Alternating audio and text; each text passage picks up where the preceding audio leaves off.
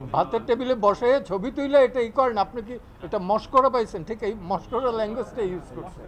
ডিবিতে নিরাপত্তার নামে নাকি রাখা হয়েছে, এইটা কোন আইনে? ডিবি কিভাবে রাখতে পারে নিরাপত্তা আইনে?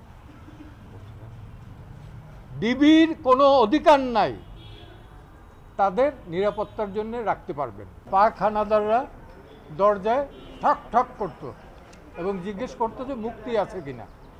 আর 2024 সালে দেখলাম যে যে দেশটা আমরা রক্তের বিনিময়ে 30 লক্ষ শহীদের রক্তের বিনিময়ে স্বাধীন করলাম, সেই দেশে ব্লক রেড দিয়ে রাতের অন্ধকারে 2টা-3টার সময় ঠক ঠক করে জিজ্ঞেস করে কোনো ছাত্র আছে কিনা।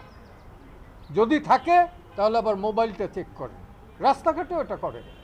কোন আইনের বলে করেন, কোন অধিকার বলে করেন? মোবাইল চেক করার রাইট তো কারো নাই।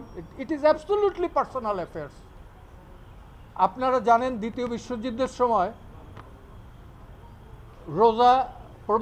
রোজা লুক্সেমবার্গ, তার একটা ডায়েরি আছে, কই নাৎসিরা পর্যন্ত সেটা চেক করে নাই।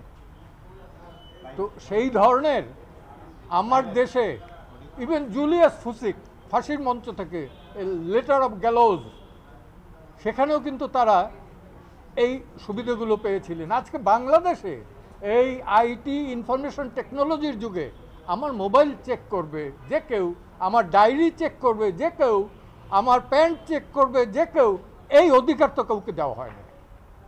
স্পেসিফিক যদি কোনো এলিগেশন থাকে, হ্যাঁ আমার বিরুদ্ধে সেটা দিবে, থানায় ডায়েরি করবে এবং গ্রেপ্তার করবে।